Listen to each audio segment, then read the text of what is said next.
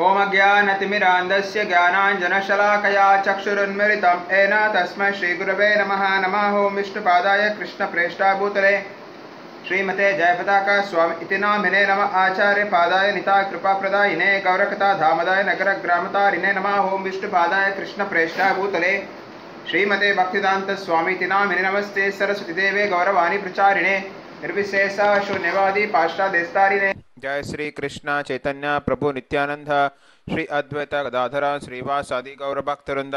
हरे कृष्णा कृष्ण कृष्ण हरे हरे, हरे राम राम राम हरे हरे, हरे कृष्णा कृष्ण कृष्ण हरे हरे, हरे राम राम राम हरे हरे। जय ओम विष्णुपाद परमहंस परिव्राजक स्तोत्र श्री श्रीमद अभय चरणारविंद भक्तिवेदांत स्वामी श्रील प्रभुपाद की जय। जय ओम विष्णुपाद परमहंस परिव्राजक स्तोत्र श्री श्रीमद भक्ति सिद्धांत सरस्वती ठाकुर महाराज प्रभुपाद की जय। वैराग्य मूर्ति श्री गौर किशोर दास बाबा जी महाराज प्रभुपाद की जय। सिद्धांत श्री भक्तिविनोद ठाकुर महाराज प्रभुपाद की जय। वैष्णव सार्वभौम श्री जगन्नाथ दास बाबा जी महाराज प्रभुपाद की जय। श्री कृष्ण चैतन्य प्रभु नित्यानंद श्री अद्वैत गदाधर श्रीवासादि गौर भक्तवृंद की जय। राधा कुंड श्याम कुंड गिरी गोवर्धन की जय। मथुरा वृंदावन धाम की जय। नवद्वीप मायापुर धाम की जय। अयोध्या द्वारका धाम की जय। जगन्नाथपुरी क्षेत्र की जय। जगन्नाथ बलदेव सुभद्रा माई की जय। जगत गुरु श्रील प्रभुपाद की जय। இன்றைய தினம் நாம் பகவத்கீதை அத்தியாயம் 18 முடிவு துறவின் பக்குவம் பதம் 74.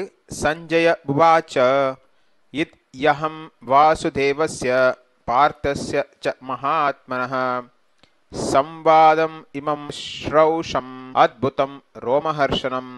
மொழிபெயர்ப்பு பொருளுரை அச பக்திவேதாந்த சுவாமி ஸ்ரீல பிரபுபாத் ஸ்ரீல பிரபுபாத் கி ஜெய். சஞ்சயன் கூறினான், இவ்வாறு கிருஷ்ணர் அர்ஜுனன் என்னும் இரு மகாத்மாக்களுக்கு இடையிலான உரையாடலை நான் கேட்டேன்.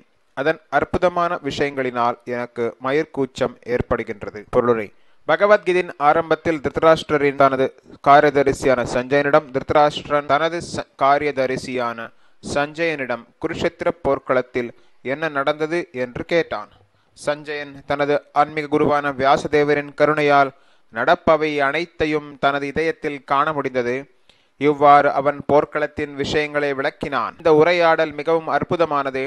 ஏனெனில் இரு மகாத்மாக்களுக்கு இடையிலான இத்தகு முக்கிய உரையாடல் இதற்கு முன் எப்போதும் நடந்ததில்லை, இனிமேலும் நடக்கப் போவதில்லை. புருஷோத்தமனான முழுமுதற் கடவுள் தன்னை பற்றியும் தனது சக்திகளை பற்றியும் தனது சிறந்த பக்தனான அர்ஜுனன் என்னும் ஜீவாத்மாவிடம் விளக்குவதால் இந்த உரையாடல் அற்புதமானது. கிருஷ்ணரை புரிந்து கொள்வதில் அர்ஜுனனின் அடிச்சுவடுகளை நாம் பின்பற்றினால் நமது வாழ்வு மகிழ்வுடையதாகவும் வெற்றிகரமானதாகவும் அமையும். இதனை உணர்ந்த சஞ்சயன் திருதராஷ்டிரனிடம் இந்த உரையாடலை எடுத்துரைக்கின்றான். எங்கெல்லாம் கிருஷ்ணரும் அர்ஜுனனும் இருக்கின்றார்களோ அங்கெல்லாம் வெற்றி உண்டு என்று தற்போது முடிவு செய்யப்படுகின்றது. 75. வியாச பிரசாதாத் ஸ்ருதவான் ஏதத் குஹ்யம் அஹம் பரம் யோகம் யோகேஸ்வராத் கிருஷ்ணாத் சாக்ஷாத் கதயதஹ ஸ்வயம். மொழிபெயர்ப்பு பொருளுரை அச பக்திவேதாந்த சுவாமி ஸ்ரீல பிரபுபாத் ஸ்ரீல பிரபுபாத் கி ஜெய். வியாசரின் கருணையால் யோகங்களின் இறைவனான கிருஷ்ணர் அர்ஜுனனிடம் தாமே நடத்திய இந்த மிக மிக ரகசியமான உரையாடலை நான் நேரடியாக கேட்டேன். பொருளுரை அச பக்திவேதாந்த சுவாமி ஸ்ரீல பிரபுபாத் ஸ்ரீல பிரபுபாத் கி ஜெய். வியாசர் சஞ்சயனின் ஆன்மீக குருவாவார். அவருடைய கருணையால் புருஷோத்தமரான முழுமுதற் கடவுளை புரிந்து கொள்ள முடிந்தது என்று சஞ்சயன் இங்கு ஒப்புக்கொள்கிறான். இதன் பொருள் என்னவெனில் கிருஷ்ணரை நேரடியாக அல்லாமல் ஆன்மீக குரு என்னும் ஊடகத்தின் மூலமாகவே புரிந்து கொள்ள வேண்டும். அனுபவம் நேரடியானதே என்றாலும் ஆன்மீக குரு தெளிவான ஊடகமாவார். இதுவே சீட பரம்பரையின் ரகசியம். ஆன்மீக குரு அங்கீகாரம் பெற்றவராக இருந்தால் அர்ஜுனனை போலவே பகவத்கீதையை நேரடியாக கேட்க முடியும். உலகெங்கும் பற்பல யோகிகளும் சித்தர்களும் இருக்கின்றனர். ஆனால் எல்லா யோக முறைகளின் இறைவன் கிருஷ்ணரை. பகவத்கீதையில் கிருஷ்ணரின் உபதேசம் மிகவும் தெளிவாக கூறப்பட்டுள்ளது. கிருஷ்ணரிடம் சரணடையுங்கள் என்பதே அந்த உபதேசம். இவ்வாறு செய்பவனே மிகச்சிறந்த யோகி ஆவான். இஃது 6ஆம் அத்தியாயத்தின் இறுதி பதத்தில் உறுதி செய்யப்பட்டது. யோகினாம் அப்பி சர்வேஷாம். நாரதர் கிருஷ்ணருடைய நேரடி சீடரும் வியாசருடைய குருவும் ஆவார். எனவே சீட பரம்பரையில் வரும் வியாசர் அர்ஜுனனை போன்று அங்கீகாரம் பெற்றவர் ஆவார். சஞ்சயனும் வியாசருடைய நேரடி சீடன். எனவே வியாசருடைய கருணையால் சஞ்சயனுடைய புலன்கள் தூய்மைப்படுத்தப்பட்டு அவனால் கிருஷ்ணரை நேரடியாக காணவும் கேட்கவும் முடிந்தது. கிருஷ்ணரிடமிருந்து நேரடியாக கேட்பவன் இந்த ரகசிய ஞானத்தை புரிந்து கொள்ள முடியும். சீட பரம்பரையை அணுகவில்லை எனில் ஒருவன் கிருஷ்ணரிடமிருந்து கேட்க முடியாது. இதனால் குறைந்தபட்சம் பகவத்கீதையை புரிந்து கொள்வதை பொறுத்தவரை அவரது ஞானம் எப்பொழுதும் பக்குவமற்றதாகவே இருக்கும். பகவத்கீதையில் கர்மயோகம், ஞான யோகம், பக்தி யோகம் என எல்லா யோக முறைகளும் விளக்கப்பட்டுள்ளன. இத்தகு யோக முறைகள் எல்லாவற்றிற்கும் கிருஷ்ணரே இறைவன். கிருஷ்ணரை நேரடியாக புரிந்து கொள்ளும் அளவிற்கு அர்ஜுனன் அதிர்ஷ்டம் செய்திருப்பதைப் போல வியாசதேவருடைய கருணையால் சஞ்சயனும் கிருஷ்ணரிடமிருந்து நேரடியாக கேட்க முடிந்தது என்பதை புரிந்து கொள்ள வேண்டும். கிருஷ்ணரிடமிருந்து நேரடியாக கேட்பதற்கும் வியாசரை போன்ற அங்கீகரிக்கப்பட்ட ஆன்மீக குருவின் மூலமாக கிருஷ்ணரிடமிருந்து நேரடியாக கேட்பதற்கும் உண்மையில் எவ்வித வேறுபாடும் இல்லை. ஆன்மீக குரு வியாசதேவரின் பிரதிநிதியும் கூட. எனவே ஆன்மீக குருவின் பிறந்த தினத்தன்று அவரது சீடர்கள் வேதமுறைப்படி அந்த விழாவினை வியாச பூஜையாக கொண்டாடுகின்றனர். பகவத்கீதை 18வது அத்தியாயம் 75வது பதம். ஆரம்பத்தில் சஞ்சயனிடம் திருதராஷ்டிரர் கேள்விகளை கேட்கிறார். சஞ்சயன் திருதராஷ்டிரரின் செயலாளர். அவரது ஞான கண்ணால் அவர் குருஷேத்திர போர்க்களத்தில் நடப்பவற்றை அவரது மாயை கண்ணால், அதாவது ஞானத்தால், அவரது குரு வியாசரின் சீடனான சஞ்சயன் அவரது குருவின் கருணையால் குருஷேத்திர போர்க்களத்தில் நடப்பவற்றை அவரால் மனக்கண்ணில் பார்க்க முடித்தது. அதை அவர் சஞ்சயனிடம் விளக்கி வந்து இருக்கிறார். இப்பொழுது சஞ்சயன் இத் யஹம் வாசுதேவஸ்ய பார்த்தஸ்ய மகாத்மனஹ சம்வாதம் இமம் அஸ்ரௌஷம் அத்புதம் ரோஹமர்ஷனம் என்றார். என்ன சொல்றார் சஞ்சயன்? இவ்வாறு கிருஷ்ணர் அர்ஜுனன் என்னும் இரு மகாத்மாக்களுக்கு இடையிலான உரையாடலை நான் கேட்டேன். அதன் அற்புதமான விஷயங்களில் எனக்கு மயிர்கூச்சம் ஏற்படுகிறது. அந்த மாதிரி கிருஷ்ணருக்கும் அர்ஜுனனுக்கும் இடையில் நிகழ்ந்த இந்த உரையாடல் மிகவும் மகத்துவமானது, மிக மிக முக்கியமானது, வரலாற்று சிறப்பு வாய்ந்தது, வரலாற்றை மாற்றி அமைக்கக்கூடிய ஒரு உபதேசமாக இது இருந்திருக்கிறது. ஏனால் இந்த உபதேசத்துக்கு பிறகுதான் அர்ஜுனன் போர்க்களத்தில் இருந்து வில்லையும் அம்பையும் எடுத்து மீண்டும் போர் செய்ய தயாராகிறார். அதற்கு முன்னால், பகவத்கீதைக்கு முன்னால் அர்ஜுனன் தனது சொந்த உறவினர்களை கொல்ல வேண்டும் என்பதை ஒரு காட்சியை கண்டு அவர் நடுங்கி, அவர் பயத்துல நடுங்கி, அவர் எப்படி நான் சொந்தக்காரங்களை கொல்ல முடியும் அப்படின்னு சொல்லிட்டு பயத்துல எல்லாம் வில்லையும் அம்பையும் விட்டுட்டுறார். ஆனா பகவத்கீதை உபதேசம் வழங்கிய பிறகு, கிருஷ்ணரிடம் பகவத்கீதை உபதேசம் கேட்ட பிறகு அர்ஜுனன் போர் செய்ய தயாராக இருக்கிறார். ஏனென்றால் இங்கு தர்மத்தை நிலைநாட்டுவதற்காக தான் பகவான் கிருஷ்ணர் உலகத்தில் அவதரித்திருக்கிறார். பல்வேறு அதர்ம செயல்களை செய்தவர்கள் துரியோதனன் அவர்கள் கூட்டாளிகள், அதாவது திருதராஷ்டிரனின் மகன்கள், துரியோதனின் கூட்டாளிகள் எல்லாரும் சேர்ந்து கூட்டாக தான் இவங்க எல்லாமே அராஜகத்தில் ஈடுபடுகிறார்கள். தனியாக அராஜகத்தில் ஈடுபட முடியாது, எல்லாருமே கூட்டாக தான் அராஜகத்தில் ஈடுபடுகிறார்கள். இப்பொழுது பாத்தீங்கன்னா திருதராஷ்டிரர் அவர் மகன்களான கௌரவர்கள், துரியோதனின் தலைமையில் இருக்கும் கௌரவர்கள் பல்வேறு அராஜக செயல்களை செய்திருக்கிறார்கள் பாண்டவர்கள் மீது. குறிப்பாக பாண்டவர்களை அழிப்பதற்காக பல்வேறு செயல்களை செய்திருக்கிறார்கள். அவர்கள் வீட்டுக்கு நெருப்பு வைத்திருக்கிறார்கள். அவர் மனைவியை வஸ்தாவரணம், அவர் மனைவியை அவமானம் செய்திருக்கிறார்கள். செல்வத்தை, அவரது நாட்டையே சூறையாடி இருக்கிறார். அதாவது அவர் நாட்டையே அவங்க கிட்ட ஏமாத்தி பிடிங்கிருக்காங்க. அதாவது சூதாட்டம் ஆடி நாட்டையே அவங்க கிட்ட ஏமாத்தி பிடிங்கிருக்காங்க. அவங்களை கொல்றதுக்காக பல்வேறு செயல்களை, பல்வேறு சதி திட்டங்கள் தீட்டிருக்கிறார்கள். வீட்டுக்கு நெருப்பு வைப்பது, பல்வேறு சதி திட்டம் தீட்டிருக்கிறார்கள் இந்த கௌரவர்கள். அதெல்லாம் அர்ஜுனன் மறந்துட்டார். ஏன்னா அவங்க சொந்தக்காரங்களை கொல்லணுமேன்றதெல்லாம் நடந்துச்சு. தர்மத்தை நிலைநாட்டுவதற்காக தான் பகவான் கிருஷ்ணர் உலகத்தில் வந்திருக்கிறார். தர்மத்தை கடைபிடிப்பவர்கள் தான் ஆட்சி புரிய வேண்டும் என்பது கிருஷ்ணருடைய நோக்கம். பகவான் கிருஷ்ணர் நாராயணன் அவதாரம். பகவான் கிருஷ்ணர் நாராயணன், ஒரு தெய்வம். அவர் ஆனால் அர்ஜுனன் ஒரு மனிதன், சிறந்த மனிதன், நரேந்திரன், ஒரு மனிதர்களின் தலைவன். பகவான் கிருஷ்ணர் எல்லாருக்கும் தலைவர். ஒரு அரசன் என்பது இந்த உலகத்துக்கு தலைவனாக இருக்கிறார், தற்காலிகமாக தலைவன் இருக்கிறார். ஆனால் பகவான் கிருஷ்ணர் நிரந்தரமாக, காலங்காலமாக, என்றென்றுக்கும் தலைவராக இருக்கிறார். ஆனால் இந்த காலகட்டத்தில் இவர் ஒவ்வொரு யுகமும் கிருஷ்ணர் அவதரிக்கிறார். எப்பெல்லாம் அதர்மம் ஆதிக்கம் செலுத்துகிறதோ, தர்மம் சேர்க்குள்ளந்து அதர்மம் ஆதிக்கம் செலுத்துகிறதோ அப்போது கிருஷ்ணர் அவதரிக்கிறார். இங்க கிருஷ்ணர் நரநாராயண ரூபமாக அவதரித்திருக்கிறார். அதாவது அர்ஜுனனும் கிருஷ்ணரும் நரநாராயண அவதாரம். அர்ஜுனன் நரன், ஒரு மனிதன். கிருஷ்ணர் நாராயண அவதாரம். இந்த அவதாரங்கள், லீலைகள் ஒவ்வொரு யுகத்திலும் ஒவ்வொரு அவதாரங்கள் கிருஷ்ணர் எடுக்கிறார், ஒவ்வொரு லீலைகளை புரிகிறார். இங்க கிருஷ்ணர் பூமி தேவியின் பிரார்த்தனை பேரில் கிருஷ்ணராக அவதரித்திருக்கிறார். பூமி தேவி, பல்வேறு அரக்கர்கள் பூலோகத்தில் அதிகமாகிவிட்டார்கள். அவர்களது பாரத்தை என்னால் தாங்க முடியவில்லை என்று, அவர்கள் செய்யும் அட்டூழியங்களை என்னால் தாங்க முடியவில்லை என்று பிரம்மனிடம் போய் பிரார்த்திப்பார். அந்த பிரம்மதேவன் மகாவிஷ்ணுவிடம் பிரார்த்திப்பார். அந்த மகாவிஷ்ணு, நான் கலியுகத்தில், அதாவது துவாபர யுகத்தில் நான் கிருஷ்ணராக அவதரிக்கிறேன் என்று சொல்வார். அப்பொழுது கிருஷ்ணருக்கு உதவி செய்வதற்காக அனைத்து யாதவர்களும் அனைத்து தேவதைகளும் அவதரிப்பார்கள், பூமியில் பிறப்பார்கள், வெவ்வேறு குடும்பங்களில் பிறப்பார்கள். பலராமர் பிறப்பார், அனைவரும் யாதவர்கள் பிறப்பார்கள், பல்வேறு தேவதைகள் பிறப்பார்கள். இவ்வாறு விஷ்ணு குலம், பாண்டவர்கள், அதாவது யாதவ குலம் இருக்கும். இங்க அர்ஜுனன் கிருஷ்ணரும் உறவினர்கள், பாண்டவர்களும் கௌரவர்களும் உறவினர்கள், பெரிய பசங்க சித்தப்ப பசங்க தான். ஆனால் இந்த ஒரு போட்டி, ஒரு பொறாமை, அரச ஆட்சி பெறுவதற்கு ஒரு போட்டி, பதவிக்கு ஒரு போட்டி, பேராசை. பகவதி 18வது அத்தியாயம் 74வது பதத்தில் சஞ்சயன் என்ன சொல்றார், கிருஷ்ணர் அர்ஜுனன் 2 மகாத்மாக்கள், அவங்க 2 பேரும் பேசிட்டு இருக்காங்க. அந்த செய்தி மிகவும் அற்புதமானது.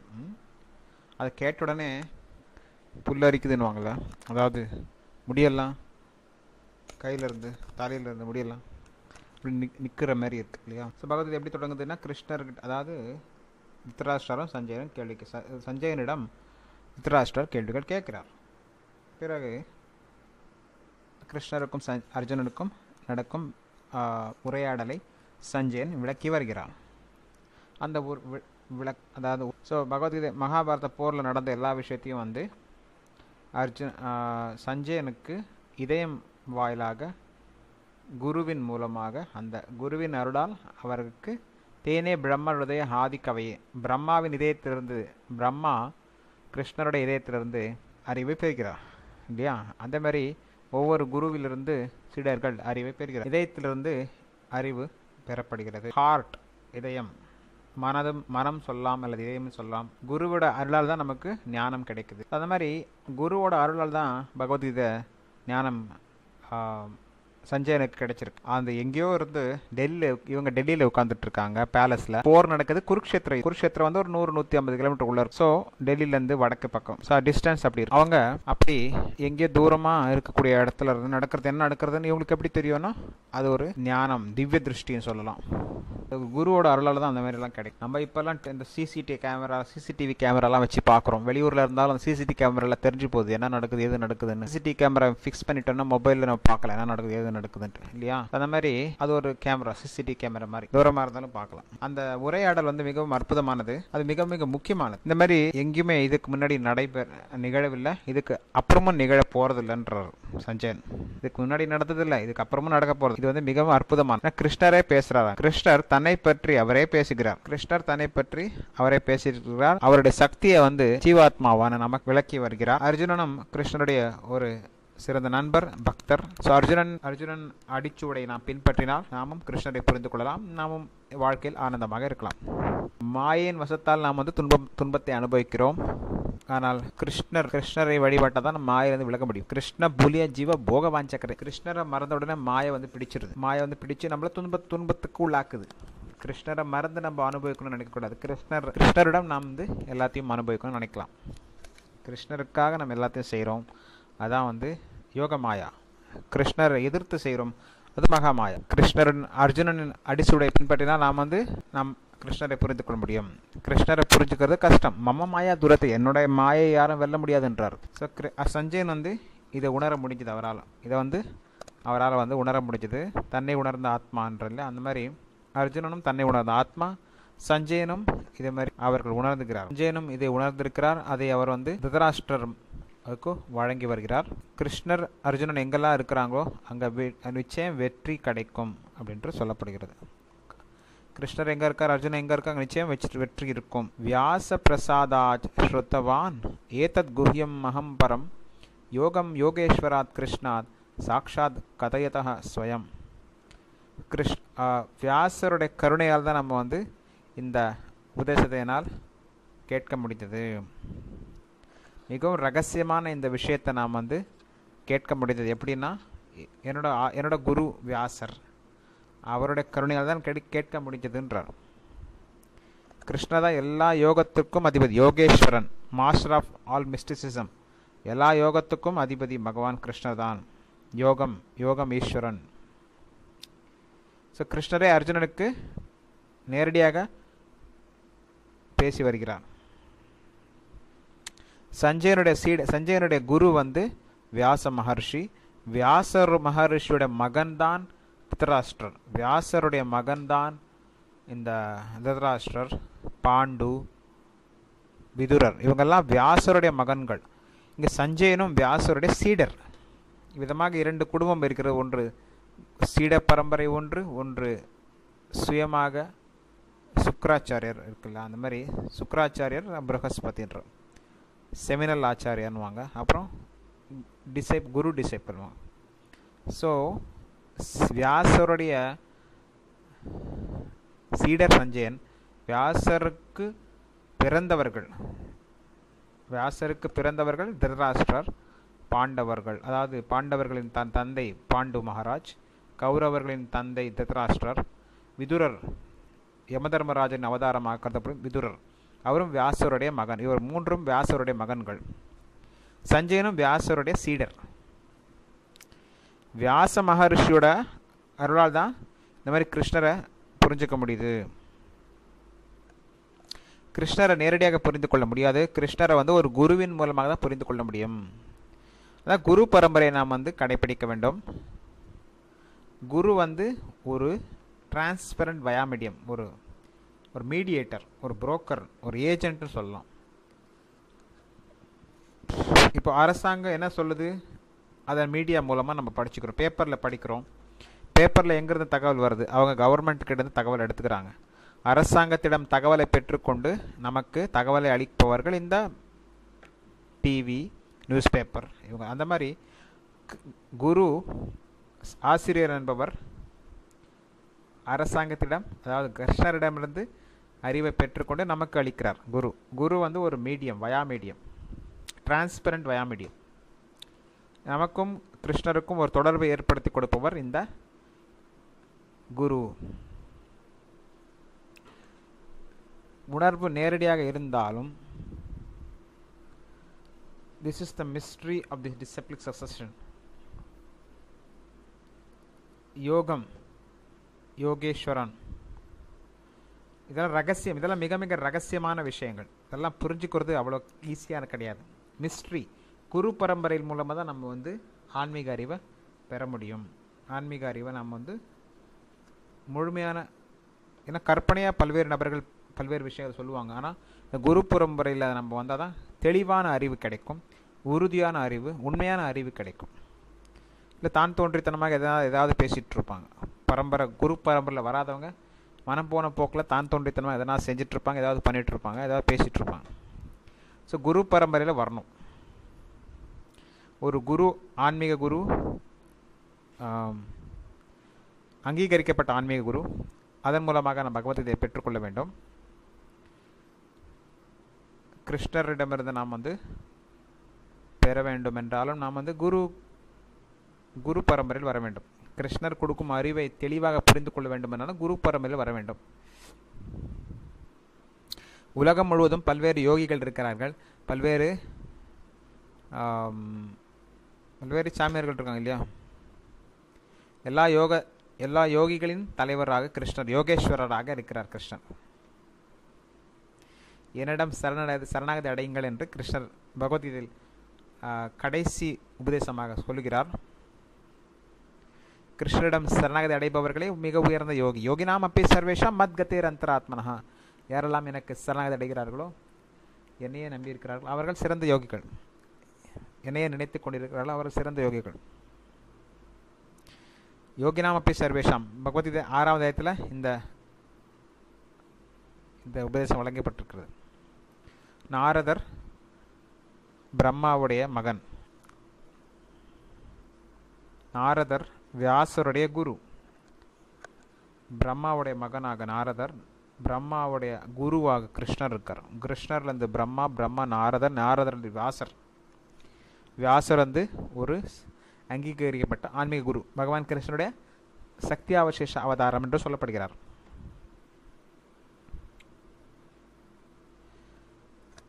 அர்ஜுனரும் கிருஷ்ணருடைய நண்பர் மற்றும் சிறந்த பக்தர். வியாசருடைய பேரன் தான் அர்ஜுன். வியாசருடைய மகன் பாண்டவர்கள். வியாசருடைய மகன் பாண்டு மகாராஜ். பாண்டு மகாராஜுடைய மகன்கள் இவங்க பாண்டவர்கள். ஸோ அவ்வாறு வியாசருடைய தாத்தா, வியாசருடைய பேரன் தான் அர்ஜுனன். சஞ்சயர் வியாசருடைய நேரடி சீடர். வியாசருடைய குருவுடைய கருணையால் தான் நமக்கு கிருஷ்ணருடைய பக்தி விதை கிடைக்கும். குரு கிருஷ்ண கிருபாய பாய பக்தியில் தப்பிச்சான். குரு கிருஷ்ணர் அருளால் தான் நமக்கு ஞானம் கிடைக்கிறது, பக்தியில் அந்த விதை கிடைக்கிறது. நமது புலன்கள் தூய்மை அடைவது காரணம் வந்து குருவோட தொண்டு செய்யப்பதான். குருவோட தொண்டு செய்யறப்பதான் நம்ம புலன்கள் தூய்மை அடைகிறது. புலன்கள் தூய்மை அடையும் பொழுது வந்து நம்ம வந்து கிருஷ்ணரை நேரடியாக பார்க்க முடியும், அவர்கிட்ட கேட்க முடியும். கிருஷ்ணரை நேரடியாக பார்க்கணுன்னாலும் தூய்மையாக இருக்கணும். கிருஷ்ணர்கிட்ட நேரடியாக நம்ம தூய்மையாக இருந்தால் தான் கிருஷ்ணரை நேரடியாக பார்க்கவும் முடியும், அவர்கிட்ட கேட்கவும் முடியும். தூய்மையான cleanliness is next to godliness. யாரெல்லாம் தூய்மையாக இருக்கிறார்களோ அவர்கள் தான் கிருஷ்ணருக்கு அருகாமையில் செல்ல முடியும். கடவுளுக்கு அருகாமையில் செல்ல வேண்டும் என்றால் நாம் வந்து தூய்மையாக இருக்க வேண்டும். இதெல்லாம் மிக மிக ரகசியமான அறிவு. கிருஷ்ணரிடம், அதாவது குரு பரம்பரையில் வரவில்லை என்றால் அவர்கள் வந்து கிருஷ்ணரிடமிருந்து கேட்க முடியாது. ஸோ குரு பரம்பரையில் வரவில்லை என்றால் அந்த அறிவு வந்து முழுமையாக இருக்காது, ஒரு குறைபாடுள்ள அறிவாக தான் இருக்கும். குரு பரம்பரையில் வரவில்லை என்றால் ஒரு குறைபாடுள்ள அறிவாக தான் இருக்கும். பகவத்கீதையில் கர்மயோகம் விளக்கப்பட்டிருக்கிறது, ஞான யோகம் விளக்கப்பட்டிருக்கிறது, பக்தி யோகம் விளக்கப்பட்டிருக்கிறது. எல்லாவற்றுக்கும் கிருஷ்ணர் தான் அதிபதி, எல்லாவற்றுக்கும் அவர்தான் பதி, அதிபதி, யோகேஸ்வரன். அர்ஜுனன் வந்து கிருஷ்ணரிடம் நேரடியாக கேட்க முடிந்தது, ஒரு போர்க்களத்தில் கேட்க முடிந்தது.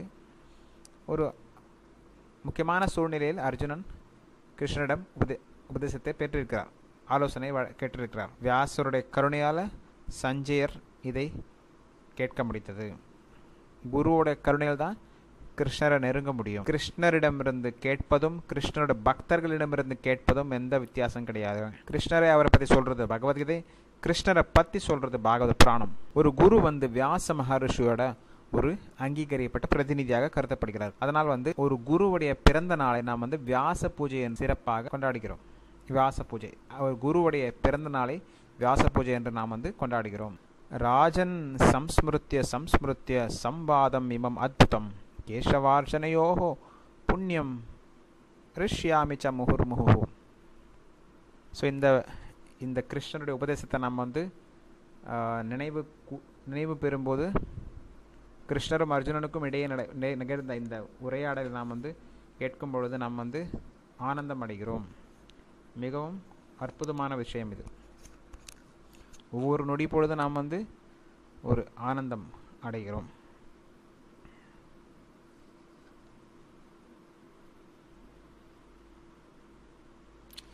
ஸோ கிருஷ்ணர் பகவத்கீதையில் கொடுக்கப்பட்ட உபதேசங்கள் வந்து யாரெல்லாம் இதை பற்றி தெரிஞ்சுக்கிறாங்களோ அவங்க வந்து சரியான பாதையில் செல்ல முடியும். சரியான பாதையில் செல்பவர்கள் தான் ஆனந்தமாக வாழ முடியும். சரியான பாதையில் செல்பவர்கள், தவறான பாதை அவருக்கு தெரியும், தவறான பாதையில் செல்லக்கூடாது என்று அவருக்கு நினைவு இருக்கும்.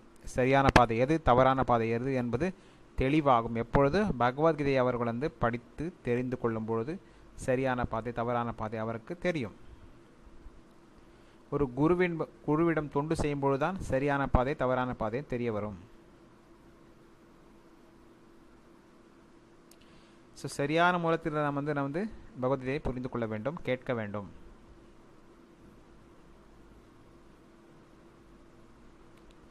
கிருஷ்ணரிடமிருந்து நேரடியாக இந்த அறிவை பெற வேண்டும், அதாவது குரு பரம்பரையில் மூலமாக பெற வேண்டும். அங்கீகரிக்கப்பட்ட ஆன்மீக குருவிலிருந்து நம்ம கேட்க வேண்டும். 4 குரு பரம்பரையில் தான் வந்து நம்ம வந்து இந்த ஆன்மீக அறிவை பெற முடியும். 4 குரு பரம்பரையில் வராத பல்வேறு அபசம்பிரதாயங்கள் இருக்கிறது. பல்வேறு சம்பிரதாயங்கள் தான் தோன்றித்தனமாக மனம் போன போக்கில் பல்வேறு நபர்கள் ஆன்மீக விஷயங்களை பரப்பி வருகிறார்கள், பேசி வருகிறார்கள், தானே கடவுள் என்று சொல்லி வருகிறார்கள். உலகம் முழுவதும் இவ்வாறு பல்வேறு நபர்கள் இருக்கிறார்கள். மாயாவாதிகள் இருக்கிறார்கள், சூன்யவாதிகள் இருக்கிறார்கள், புத்த மதம் இருக்கிறது, அத்வைத்த வேதாந்தவாதிகள் இருக்கிறாங்க. பல்வேறு நபர்கள் இருக்காங்க உலகம் ஃபுல்லாக.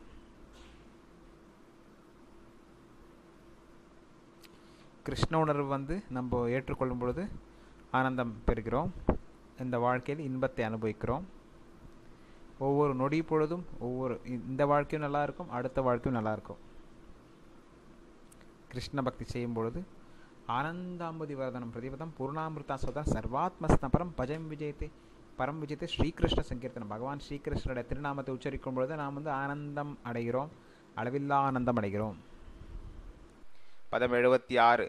ராஜன் சம்ஸ்மிருத்ய சம்ஸ்மிருத்ய சம்பாதம் இமமத்புதம் கேசவார்ஜுனயோஹோ புண்ணியம் ரிஷ்யாமி ச முகுர்முஹு. கேசவார்ஜுனயோஹோ புண்ணியம் ரிஷ்யாமி ச முகுர்முஹு. மொழிபெயர்ப்பு பொருளுரை பக்திவேதாந்த சுவாமி ஸ்ரீல பிரபுபாத் ஜெய். மன்னனே, கிருஷ்ணருக்கும் அர்ஜுனனுக்கும் இடையில் நடந்த இந்த அற்புதமான புனித உரையாடலை மீண்டும் மீண்டும் நினைத்து ஒவ்வொரு கணமும் உணர்ச்சி வசப்பட்டு நான் இன்பமடைகின்றேன். பகவத்கீதையின் இந்த பகவத்கீதையின் ஞானம் எந்த அளவிற்கு தெய்வீகமானது என்றால், அர்ஜுனனையும் கிருஷ்ணரையும் பற்றிய விஷயங்களை நன்கு அறியக்கூடியவன் தர்மாத்மாவாக ஆவது மட்டுமின்றி இத்தகைய உரையாடலை மறக்க முடியாதவன் ஆகின்றான். இதுவே ஆன்மீக வாழ்வின் மகோன்னத நிலை. வேறு விதமாக கூறினால், கீதையை சரியான மூலத்திடமிருந்து கேட்பவன், அதாவது கிருஷ்ணரிடமிருந்து நேரடியாக கேட்பவன் பூரண கிருஷ்ண உணர்வை அடைகின்றான். கிருஷ்ண உணர்வின் பலன் என்னவெனில், அவன் மேன்மேலும் அறிவொளி பெற்று உளமகிழ்வுடன் வாழ்வை அனுபவிக்கின்றான். சில நேரங்களில் மட்டுமல்ல, ஒவ்வொரு கணமும். பதம் 77. தச்ச சம்ஸ்மிருத்ய சம்ஸ்மிருத்ய ரூபம் அத்யத்புதம் ஹரேஹே விஸ்மயோ மே மகான் ராஜன் ரிஷ்யாமி ச புனஹ புனஹ. மன்னனே, மொழிபெயர்ப்பு பொருளை அசபக்திதான் சமேஷல பிரபுபாதிக்கு ஜெய். மன்னனே, பகவான் கிருஷ்ணருடைய அந்த அற்புத ரூபத்தை நினைத்து நினைத்து நான் மேன்மேலும் வியப்பில் மூழ்கி மீண்டும் மீண்டும் இன்பமடைகின்றேன்.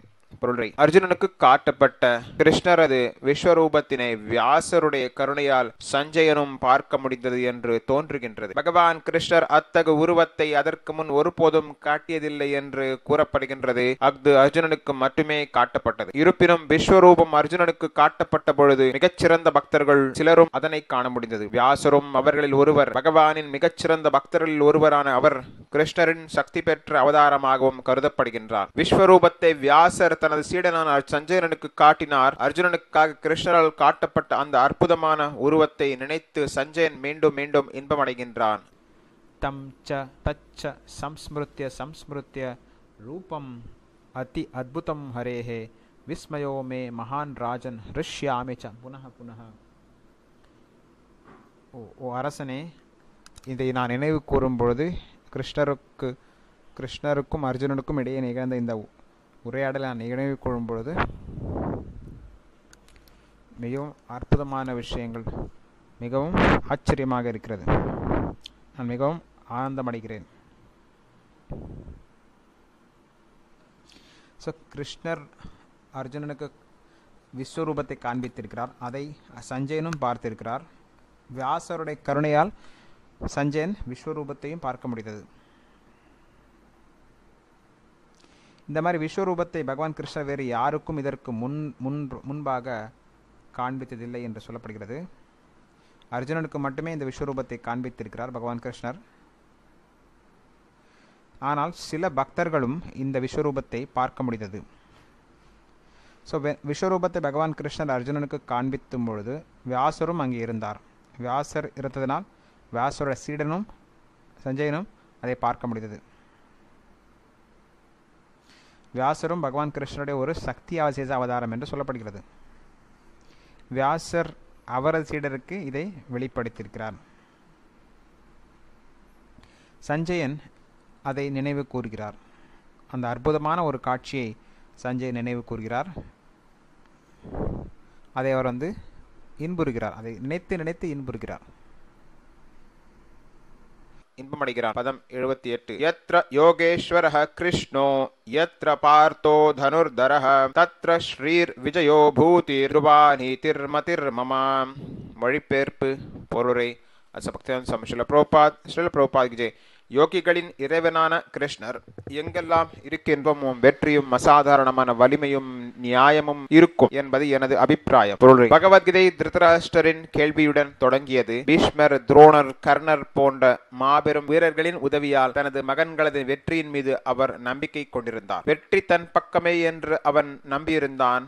ஆனால் போர்க்களத்தின் நிலையை விவரித்த பிறகு நீங்கள் வெற்றியை பற்றி எண்ணி கொண்டுள்ளீர். ஆனால் எனது அபிப்பிராயம் என்னவெனில், கிருஷ்ணரும் அர்ஜுனனும் எங்குள்ளார்களோ அங்கே எல்லா நல்லதிருஷ்டங்களும் இருக்கும் என்று மன்னனிடம் சஞ்சயன் கூறுகின்றான். திருதராஷ்டிரர் தனது பக்கத்தில் வெற்றியை எதிர்பார்க்க முடியாது என்று அவன் நேரடியாக உறுதி செய்கின்றான். கிருஷ்ணர் அர்ஜுனனின் பக்கத்தில் இருப்பதால் அங்கு வெற்றி நிச்சயம். அர்ஜுனனின் சாரதி என்னும் நிலையை கிருஷ்ணர் ஏற்றுக்கொண்டது அவரது மற்றொரு ஐஸ்வர்யத்தை காட்டுகின்றது. கிருஷ்ணர் எல்லா ஐஸ்வர்யங்களும் பூரணமாக நிறைந்தவர். அவற்றில் ஒன்று துறவு. துறவினை வெளிக்காட்டும் பற்பல சம்பவங்கள் உள்ளன. ஏனெனில் கிருஷ்ணரே துறவிற்கும் எஜமானர். பொருள் உண்மையில் போர் துரியோதனனுக்கும் யுதிஷ்டிரனுக்கும் இடையிலானது. அர்ஜுனன் தனது மூத்த சகோதரனான யுதிஷ்டிரன் சார்பில் போர் புரிந்து கொண்டிருந்தான்.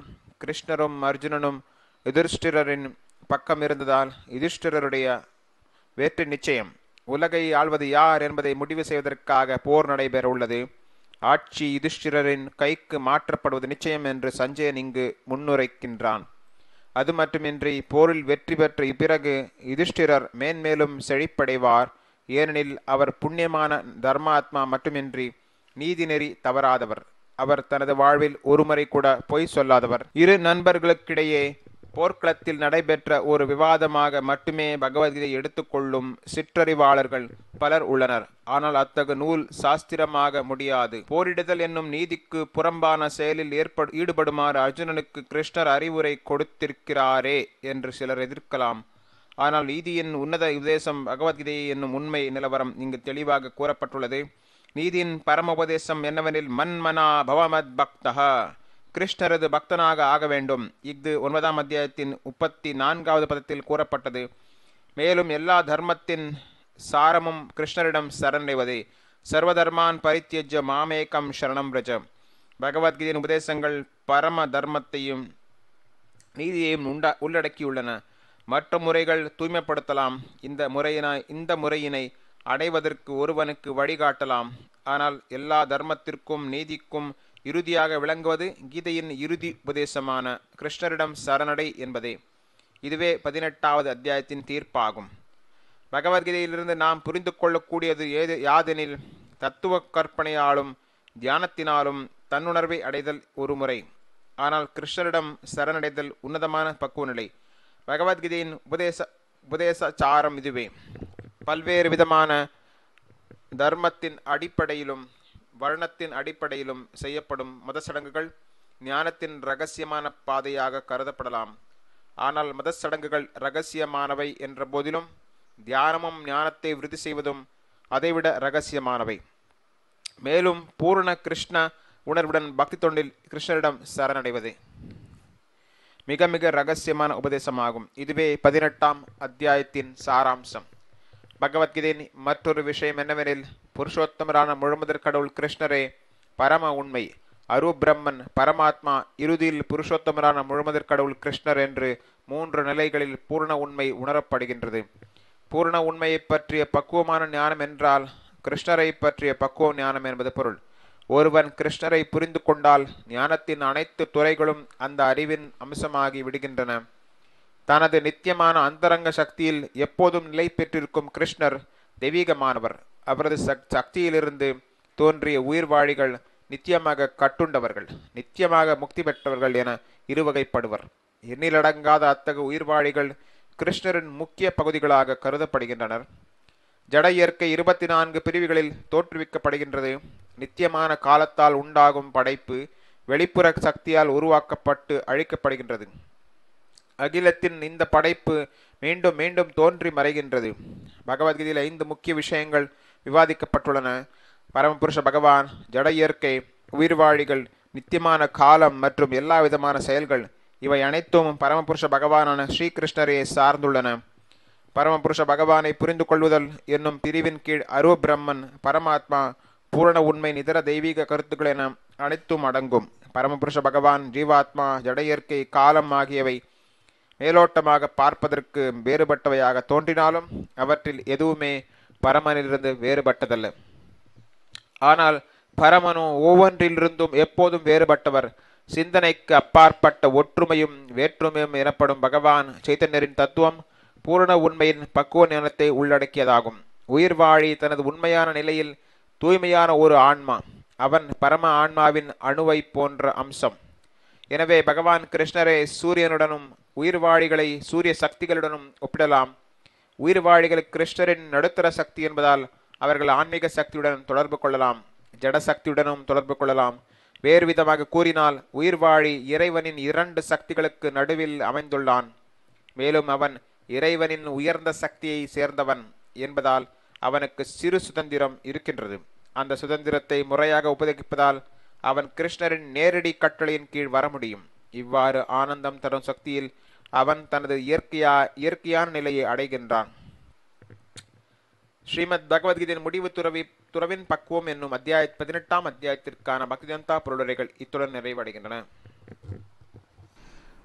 18வது அத்தியாயத்தில் 78வது பதம் கடைசி பதம்.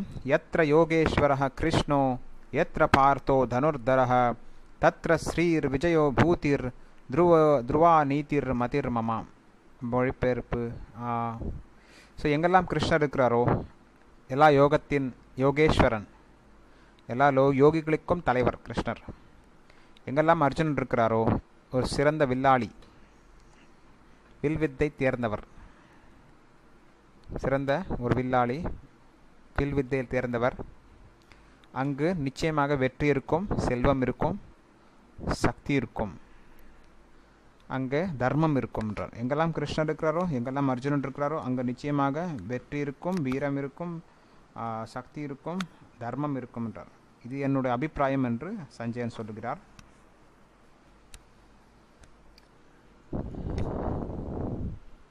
ஸோ அர்ஜுனன், அதாவது திருதராஷ்டிரர் சஞ்சயனிடம் கேட்கும் கேள்வியுடன் பகவத்கீதை தொடங்குகிறது.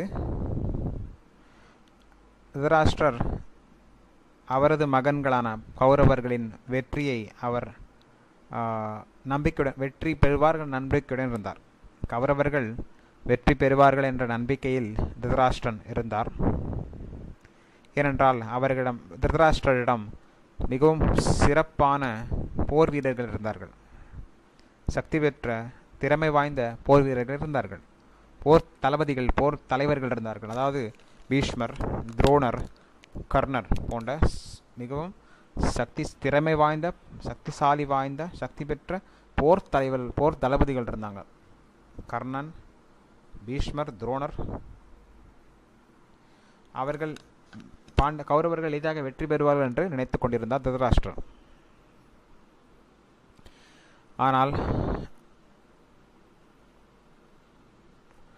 இங்கே பகவத்கீதை உபதேசத்தை கேட்ட பிறகு, விஸ்வரூபத்தை பார்த்த பிறகு சஞ்சயன் சொல்கிறார், நிச்சயமாக பாண்டவர்கள் ஜெயிப்பார்கள் என்று இங்கு சொல்கிறார். ஏனென்றால் எங்கெல்லாம் கிருஷ்ணர் இருக்கிறாரோ, எங்கெல்லாம் பாண்டவர்களில் அர்ஜுனன் இருக்கிறாரோ, அங்கெல்லாம் நிச்சயமாக வெற்றி இருக்கும் என்று இங்கு சஞ்சயன் குறிப்பிடுகிறார். ஏனென்றால் அங்கு தர்மம் இருக்கிறது. எங்கெல்லாம் தர்மம் இருக்கிறதோ அங்குதான் கிருஷ்ணர் இருப்பார். கிருஷ்ணர் இருக்கிற இடத்துல தான் கிருஷ்ண பக்தர்களும் இருப்பார்கள். திருதராஷ்டிரர்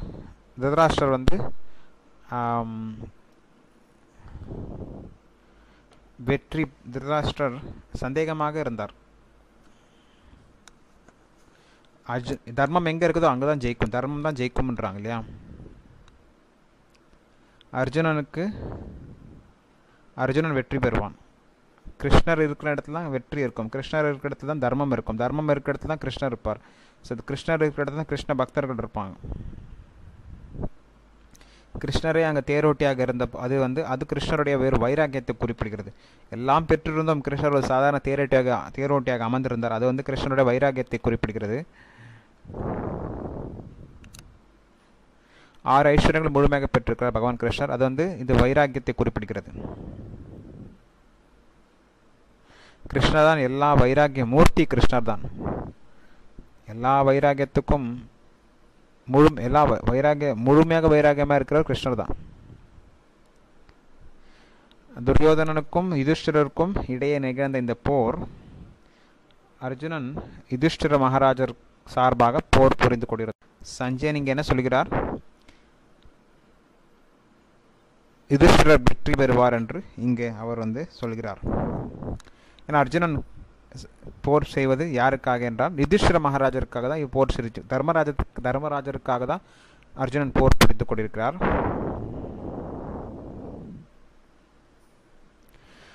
இந்த போரில் வெற்றி பெற்ற பிறகு தர்மராஜன் மிகவும் செழிப்பெறுவார், அவரது அரசும் செழிப்பாக இருக்கும்.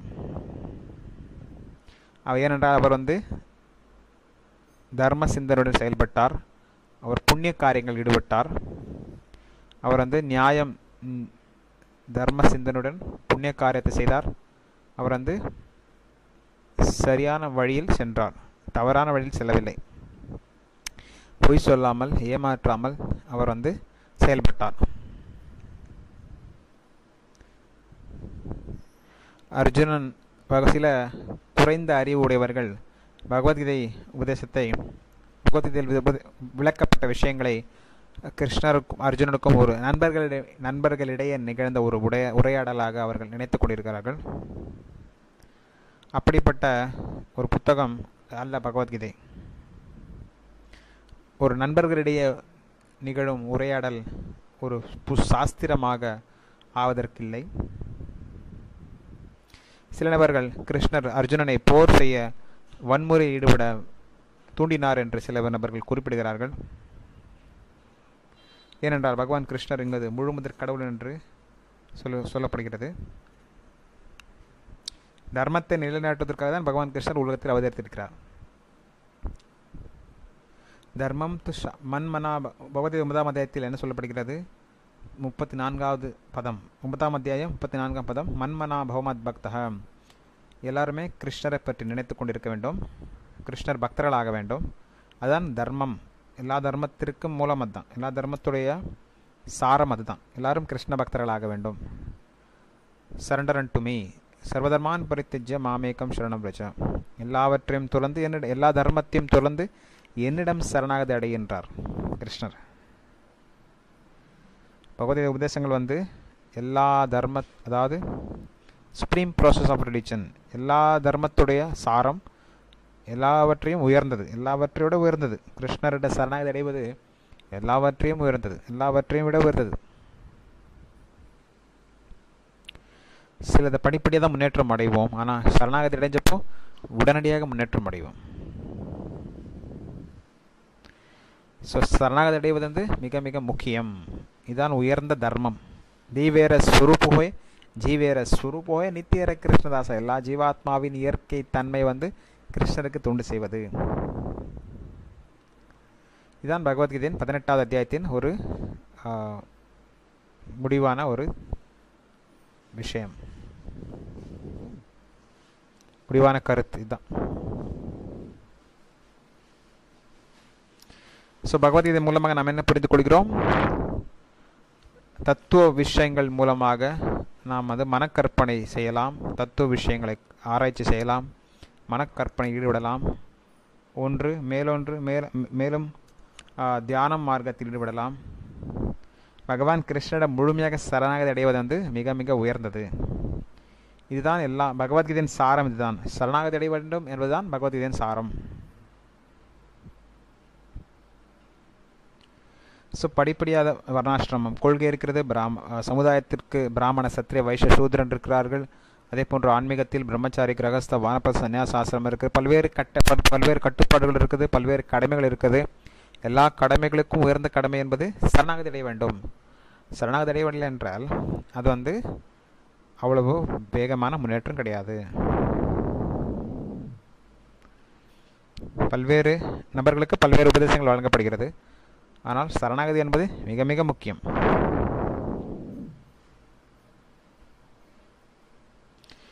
ஸோ பல்வேறு உபதேசங்கள், பல்வேறு சம்பிரதாயங்கள், சடங்குகள் எல்லாம் இருக்குது. அதெல்லாம் தாண்டி சரணாகதி அடைவது மிக மிக முக்கியம். வரும் சம்பிரதாயங்கள், சடங்குகளை தொங்கிட்டு இருந்தால் அதை நம்பிட்டு இருக்கக்கூடாது. சரணாகதி அடைய வேண்டும், அது மிக மிக முக்கியம். தியானம் செய்ய வேண்டும். ஆன்மீக விஷயங்களை நாம் ஆன்மீக விஷயங்களை நாம் ஈடுபட வேண்டும். ஞானத்தை வளர்த்து கொள்ள நாம் சாஸ்திரத்தை படிக்க வேண்டும். கிருஷ்ணருடைய சரணாகதி மிக மிக முக்கியம்.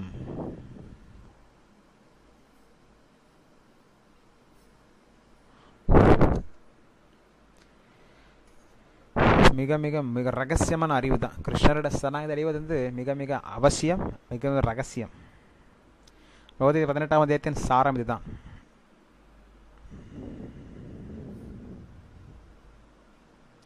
பகவான் கிருஷ்ணரை நாம் 3 விதமாக புரிந்து கொள்ளலாம். பிரம்ம ஜோதி, பிரம்ம ஒளி, பிரம்மன், பிறகு பரமாத்மா, பிறகு முழு முதற் கடவுள்னா பகவான். பிரம்மேதி பரமாத்மேதி பகவானிதி சப்ததே. இந்த விதமாக 3 விதமாக நாம் கிருஷ்ணரை புரிந்து கொள்ளலாம்.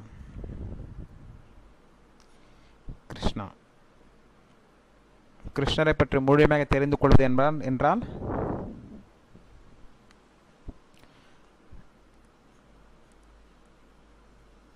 எல்லாவற்றையும் தெரிந்து கொள்வது என்பதற்கு சமம். முழு பரம்பொருள், முழு உண்மை, கிருஷ்ணரை பற்றி புரிந்து கொள்வது என்பது எல்லாவற்றையும் 3 உலகத்தையும் புரிந்து கொள்வது சமம். கிருஷ்ணரை புரிந்து கொண்டால் எல்லாவற்றையும் புரிந்து கொள்வதற்கு சமம். ஒரு நாட்டு ஜனாதிபதியை புரிந்து கொண்டால் அந்த நாட்டு விஷயத்தை புரிந்து கொள்ளலாம். அதே மாதிரி கிருஷ்ணரை புரிந்து கொண்டால் உலகத்தையும் புரிந்து கொள்வதற்கு சமம். எல்லா துறை அறிவும் நமக்கு வருகிறது. கிருஷ்ணரை புரிந்து கொண்டால் எல்லா துறை அறிவும் நம்மிடம் வருகிறது. எல்லா அறிவும் கிருஷ்ணரிடம் தான் வருது. 6 ஐஸ்வர்யங்களும் முழுமையாக பெற்றவர், முழுமையாக அறிவும் பெற்றிருக்கிறார் கிருஷ்ணர். அவர் யோகமாயா, அவர் அவருடைய அந்தரங்க சக்தியில் தான் அவர் செயல்படுகிறார். பகிரங்க சக்தியில் மாயையில் பிடிபட்டவர்கள் கட்டுண்ட ஆத்மாக்கள். பகவான் கிருஷ்ணர் அந்தரங்க சக்தியில் செயல்படுகிறார். அவர் பக்தர்களும் அந்தரங்க மகாத்மானாம் துமாம் பார்த்த தெய்வீம் பிரகிருதிம் ஆசிரிதா. மகாத்மாக்கள் எல்லாம் பகவான் கிருஷ்ணருடைய அந்தரங்க சக்தியில் செயல்படுகிறார்கள். துராத்மாக்கள் பகவான் கிருஷ்ணருடைய மகாமாய சக்தியில் செயல்படுகிறார்கள்.